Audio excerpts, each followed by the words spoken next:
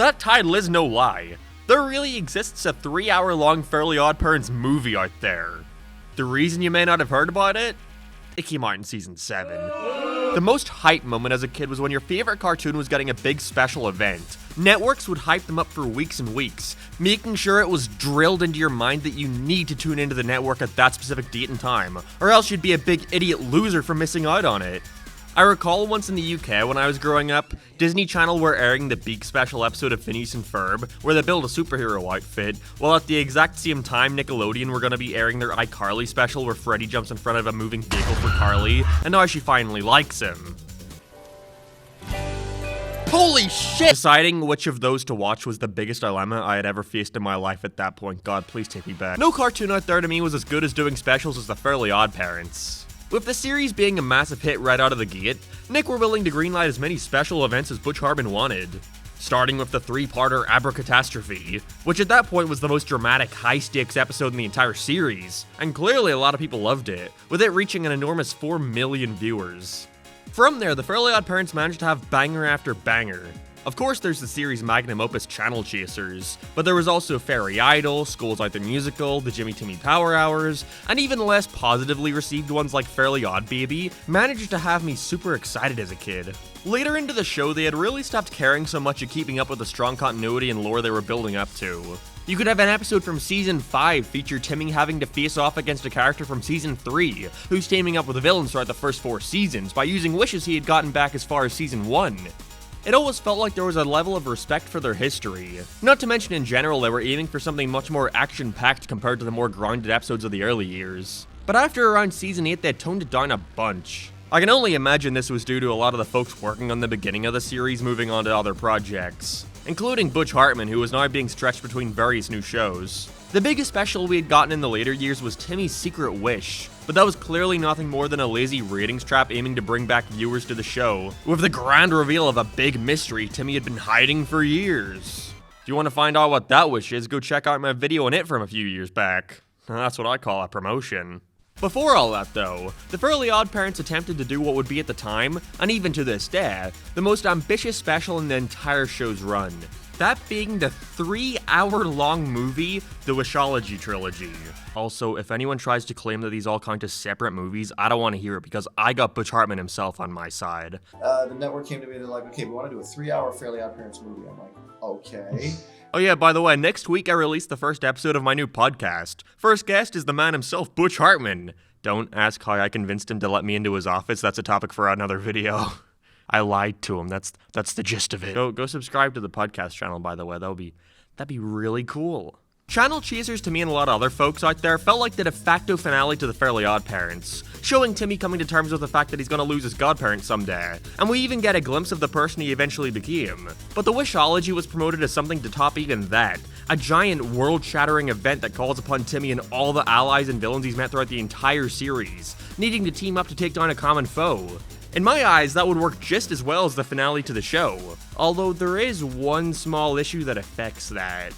Apparently they're not very good. These were my favorite episodes for the longest time. I vividly recall seeing ads on the TV calling you to come back the next day to see the next part, and I was all there for it. I adored this shit. When I started watching YouTube reviews though, I'd see people said they didn't hold up very well. And I couldn't even process that idea. Of course they're fucking good, it's the goddamn Wishology. So, keeping all that in mind, I suppose all that's left to do is finally revisit the Fairly OddParents Wishology Trilogy, and see how I can potentially destroy one of the last remaining pleasant memories from my childhood. But first, if there's one thing I could wish for, it would definitely be to find somewhere where I could find a plethora of Amazing Man's grooming products, perhaps even with some sort of code I could use to receive a special deal plus some free gifts. You know where this is going.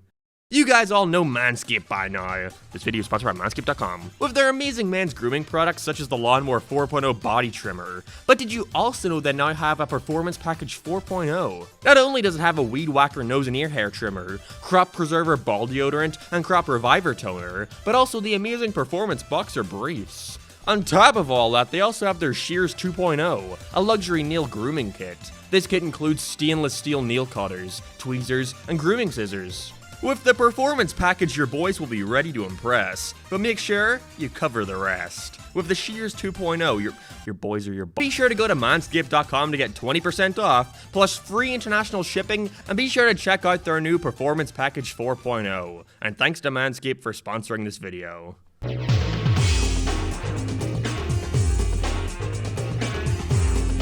The Wishology begins with, fittingly, the big beginning. And despite not having seen this in over a decade, it was surprising to see that I basically remembered everything beat for beat. I guess that shows how much I loved it back then. But how about now? Does it stand the test of time? I always enjoyed the way they opened this one, with it basically being a big self-aware parody of the fact they're doing a trilogy, with us seeing different parodies of famous movie trilogies like Harry Potter, Lord of the Rings, and The Matrix, topped off with some really awful CG. We're still spinning! Also, I know Harry Potter isn't a trilogy, don't question that. Not only is this just cool in general, like I love Lord of the Rings Timmy's design, but it's also a great continuation of the intro to the previous 3-part special, Abracatastrophe, where they parodied Star Wars, Spider-Man, and Jurassic Park. Like I said previously, Fairly OddParents always felt like it had some level of respect towards its history, and this is a great setup that even manages to tie into the main story, by leaving you questioning what Jordan means at the end. I called him Jordan. By leaving you questioning what Jorgen means at the end when he infiltrates Timmy's wish, capturing Cosmo and Wanda and warning Timmy of the great danger that's approaching. Wishology, hands down, probably has the most interesting opening of any Fairly OddParents special out there. As an infant, it kept me on the edge of my seat, eager to see where it was all going. As Timmy is dropped back into Dimsdale, he comes to realize that nobody remembers he existed. Not his parents, not his teacher, not even his friends. Where'd you move here from? Dumbsville?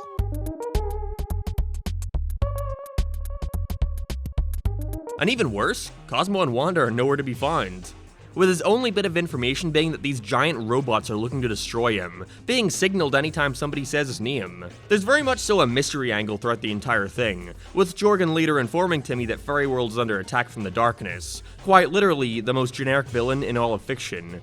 It's just darkness. Wonderful.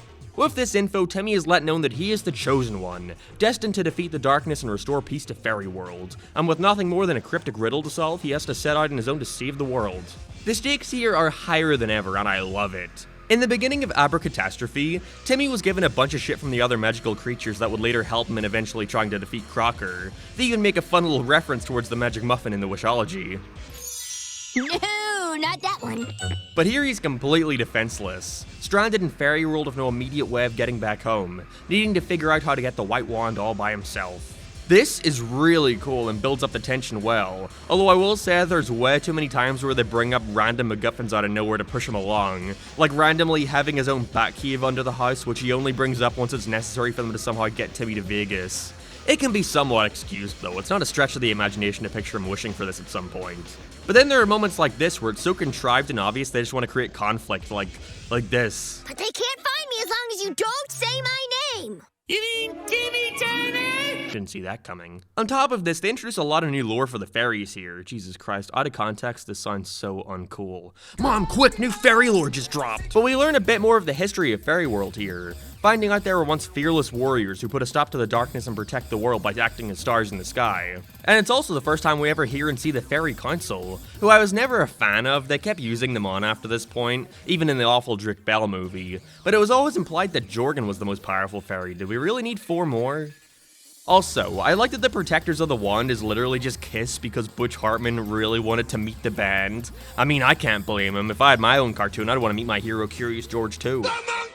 My biggest issue with this part of Wishology is that there's nothing in terms of character development. I don't need anything major, but specials like Channel Chasers to me is often regarded as the best in my mind, as not only does it feature an action-packed experience filled with twists, turns, and Alec Baldwin, but it further excels where the others hadn't in giving Timmy a deeper arc, of learning that he can't rely on Cosmo and Wanda forever and eventually needs to grow up.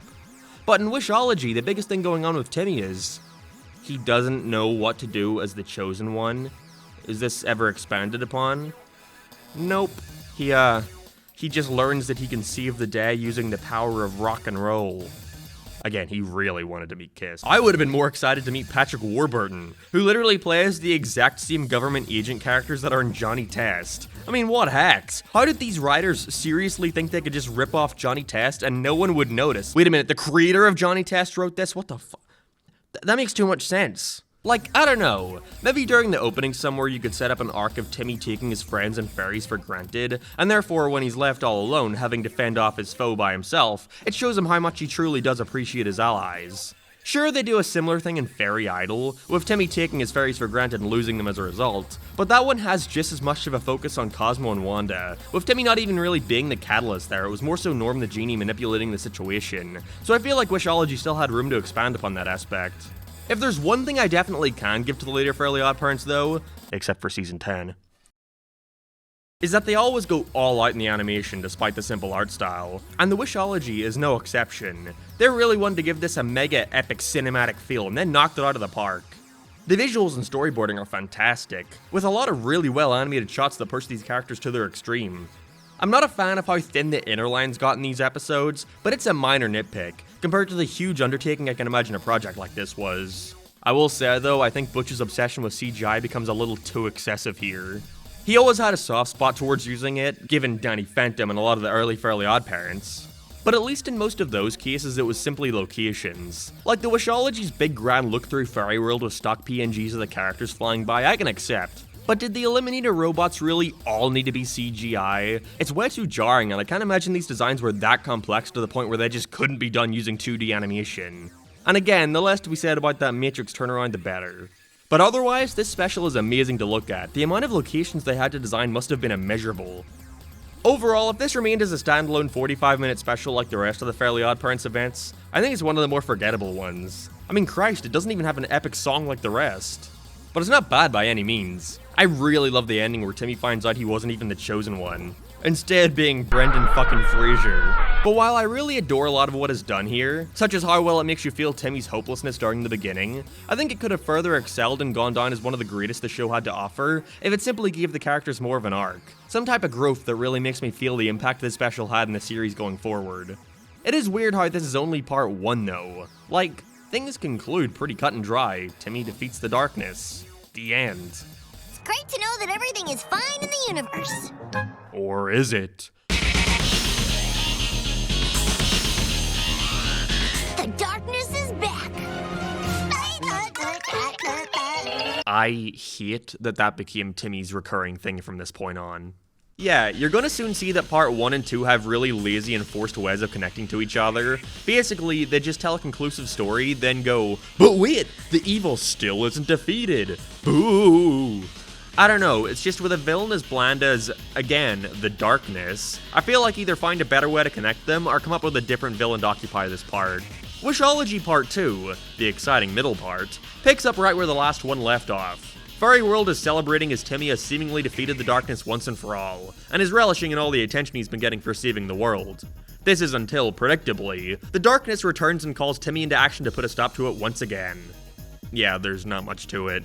They spend a lot of time at the beginning showing all the cool stuff Timmy is doing now that he's famous, and because of that, once the plot actually kicks in, it just feels like the first one. It's mostly a bunch of chase scenes, with the robots trying to eliminate Timmy. Despite this though, I actually think I prefer this one over the first for quite a few reasons. That mostly comes from me trying to look at it from a more objective angle though, because if you watch this right after the first, it feels like you're just seeing a different take on the same concept. After returning home from his life of attention, Timmy returns to Earth to be met by Mark Chang, who informs him that the Eliminators are not only back, but have stolen their planet's fakifiers, and can now shapeshift into whatever they want. They can also absorb the powers now, like Kirby, and just have them for themselves. It just comes out of nowhere. From here, Timmy learns that there's actually a second wand that he needs to try and retrieve, with him once again not knowing how to find it. Again, watching it after the first, it's painfully repetitive. But when I try to look at it like the writers had 2 ideas for where they wanted to go with this plot, couldn't pick one and just decided, fuck it, we'll do both, I think this one is definitely a stronger take on the idea at hand, mostly by utilizing a lot more elements from the Fairly OddParents lore. Honestly, if you wanted to, you could just skip the first part entirely and go right to the second. All you need to know from that one to understand the second is that Brendan Fraser is here playing the role of the true chosen one, Turbo Thunder. He really doesn't do much here. His whole purpose is just to have one moment at the end where his bad attitude helps Timmy find out that he really is the true chosen one. For it was I, Turbo Thunder, who trained himself for many years to harness my turbo power to defeat the darkness. And I would have too, if I wasn't late. You stink! Other than that, the same thing is done here, just with a different twist. Timmy has Cosmo, Wanda, and his friends and family all kidnapped by the darkness, leaving him stranded. Except where this one takes a different direction is with him and Mark Chang enlisting the help of all his main enemies throughout the series, like Vicky, Crocker, Dark Laser, and who could forget Flipsy?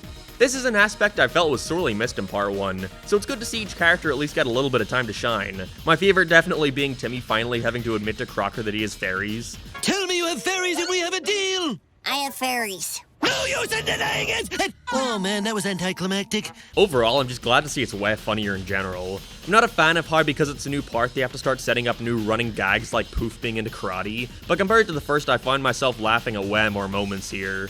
Okay, wisdom of a smart animal boy. What do we do now?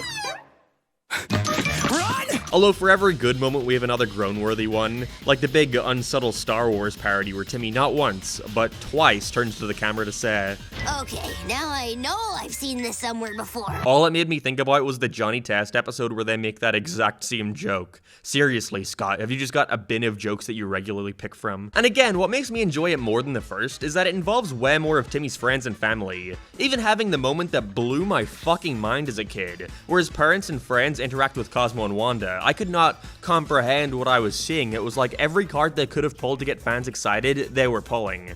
That and a thick head of hair for AJ, but he just chose not to.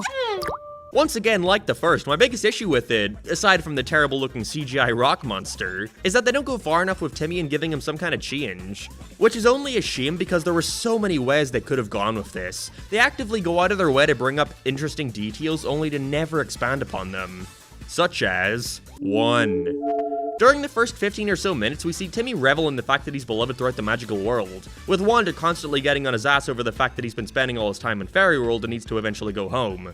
That's a really neat concept that they've never explored before. The whole theme of the show is that Timmy's got an incredibly shitty life back on Earth, so I'm surprised they never wanted to play with the idea of Timmy wanting to spend all his time away from Earth, and not wanting to go back home. Throw in a bullshit moral about him needing to face his responsibilities and get a grip on his reality. Sure, they did that back in Tim Visible in Season 2, but this is a way more higher stakes version of that. Especially because Timmy builds a great case for why he should stay in Fairy World. Nobody gives a fuck about him back on Earth. Not even Nick. Put him in the new racing game, I swear to God. 2.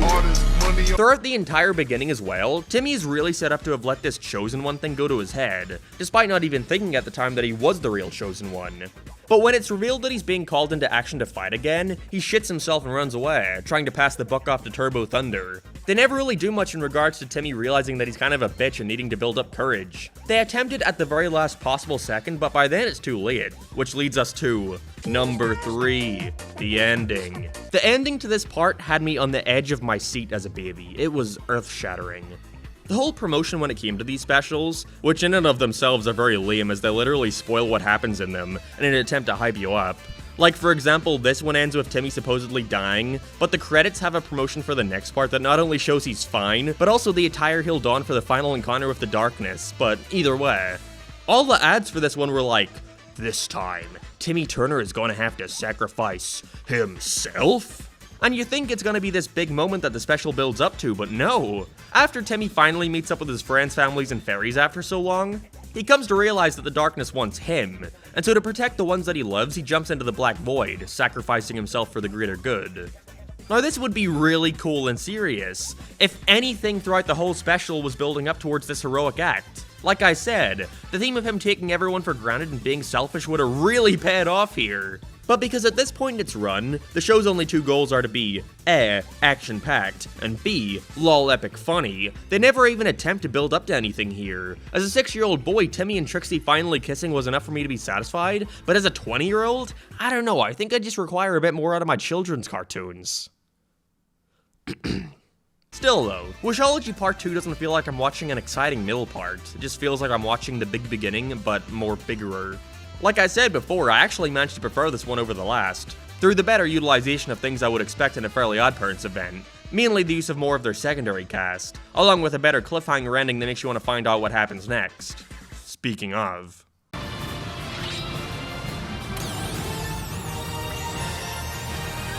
I vividly remember watching this special with my family in the room and one of them called it gay, and from that point on I was too embarrassed to watch the show. That's the great part about being an adult, I can watch all the Fairly OddParents I want. Wishology Part 3, the final ending, picks up right where the last left off. Well, that is after a Star Wars scroll parody that uses bloody Comic Sans. But still, Timmy has just been sucked into a black hole as his family and friends look on in horror. Except, no. Timmy is back home and everything is fine apparently.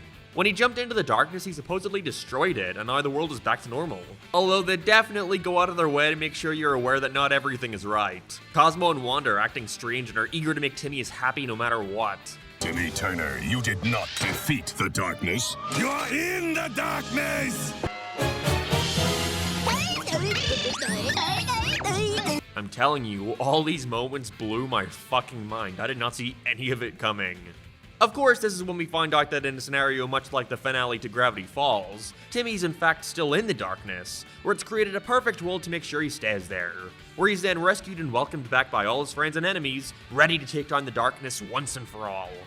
This one is much better than the last and feeling like a continuation. Basically, the entire thing is one big epic showdown, where they even further continue to up the stakes. At this point, the Darkness orders his Eliminator bots that he in fact doesn't want Timmy eliminated, but instead wants him brought to him alive. Boy, you think you would have said that sooner, you would have had a 10-year-old corpse in your hands. This was confusing at first until I realized what they were going for. Here we see the mean robot, you know he's the mean one because he wears a leather jacket, going rogue and wanting to not only destroy Timmy, but the darkness too, taking over Earth with his newly acquired fairy magic. I'm still not a fan of the fact that all these parts feel so segmented. You can tell the writers are really trying their hardest to make sure you feel this is the thrilling finale, building up to an epic showdown.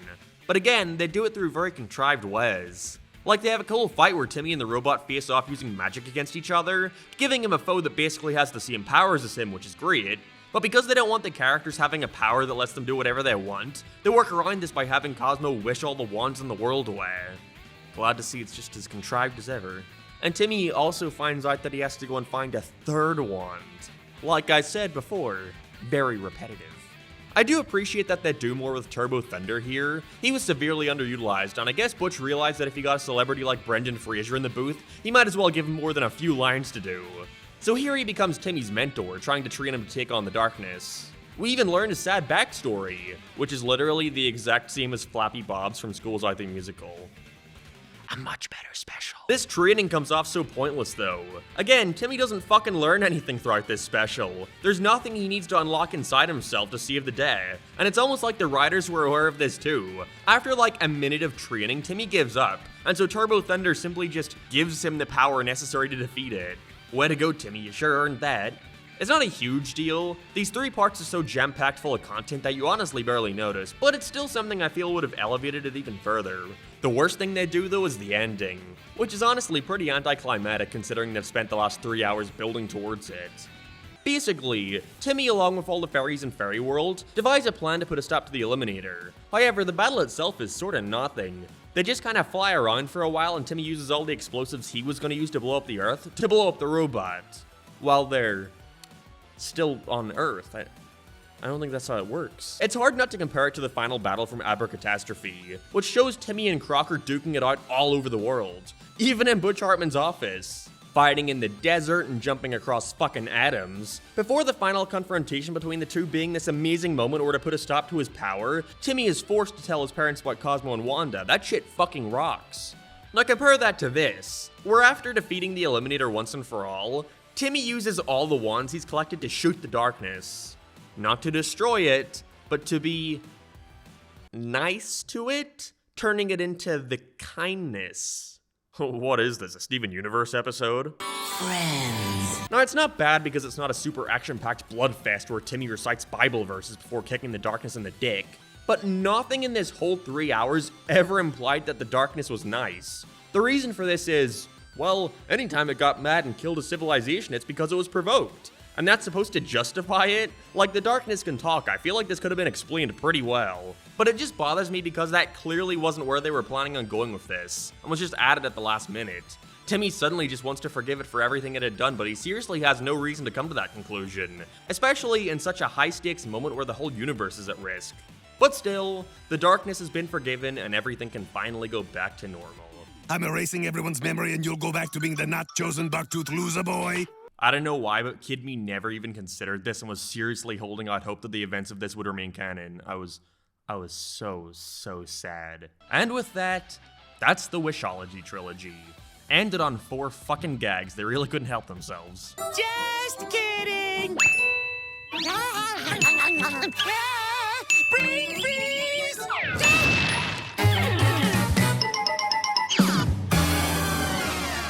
This was very interesting to revisit after so long of not watching it, because in a way, it's exactly what I remembered it was, but didn't manage to enjoy it nearly as much as I once did. I think that mainly comes from me previously loving it for everything it meant to me as a fan of the show. I didn't think about the repetitive structure or lack of character. All I saw was Timmy's fairies finally meeting his friends and family. I saw Timmy finally getting to be with Trixie. I saw Brendan Fraser. But now I see them for what they really are.